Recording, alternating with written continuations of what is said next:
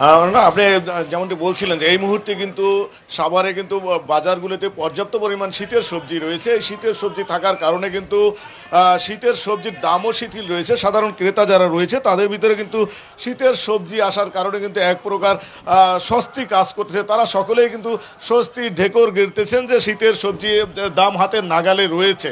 শীতের সবজির দাম না হাতের নাগালে থাকার পরেও কিন্তু রয়েছে যে মাছ এবং মুরগির দাম কিন্তু বেশি রয়েছে এবং বেশি রয়েছে নিত্য প্রয়োজনীয় যে চালের বাজার। আজকে কিন্তু সাভারের বাজারগুলোতে কিন্তু চালের বাজারও বেশি রয়েছে। আমি যদি একটু বলি আপনাকে তাহলে বলবো যে আজকে বাজারেও কিন্তু ব্রয়লার মুরগির দাম বিক্রি হচ্ছে 205 টাকা কেজি দরে বিক্রি হচ্ছে এবং সোনালী মুরগির দামটা কিন্তু গত সপ্তাহের তুলনায় একটু কমেছে। সেই মুরগি গত সপ্তাহে যেটা ছিল 330 টাকা সেটা কিন্তু আজকে 310 টাকা দরে বিক্রি হচ্ছে সোনালী মুরগি।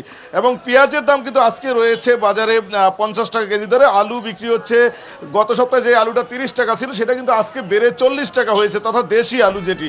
এবং মিনিকেট চালের বাজারের কথা যদি বলি তাহলে আজকে চালের বাজার কিন্তু বাড়তেই আছে। আজকে চালের বাজার রয়েছে 80 টাকা কেজি এবং স্বর্ণা 5 যেটি রয়েছে সেটি কিন্তু 56 টাকা কেজি দরে বিক্রি হচ্ছে, তথা প্রতিটি চালের বাজারে কিন্তু 2 থেকে 4 টাকা, কোনো কোনো চালের কেজি কিন্তু 5 টাকা কেজি দরেও বেশি বিক্রি হচ্ছে। এবং এতে করে কিন্তু যে ক্রেতা যারা রয়েছে তাদের ভিতরে কিন্তু এক প্রকার অস্বস্তি কাজ করতেছে। প্রতিনিয়ত যে নিত্য প্রয়োজনীয় বাজার রয়েছে আজকের বাজারে একরকম দাম থাকে, কালকে আর এক রকম দাম থাকে। ক্রেতাদের যে একটি বাজেট, যেহেতু সাভার একটি স্বল্প আয়ের মানুষের একটি বাজার, সেই বাজারে কিন্তু মানুষ কিন্তু বাজেট নিয়ে বাজারে আসার পরে যখন দেখে যে কোনো কোনো পণ্যের দাম এভাবে ওঠানামা করে তখন কিন্তু তাদের অনেক ক্ষেত্রেই বিপাকে পড়তে হয় সাধারণ ক্রেতাদের। তো এই যে বাজারে যে চালের বাজার বাড়তি থাকার কারণ হিসেবে আমরা ব্যবসায়ীদের সাথে কথা বলেছিলাম যে এই সময় তো চালের সিজন চলছে, তাহলে দাম বাড়তি কেন।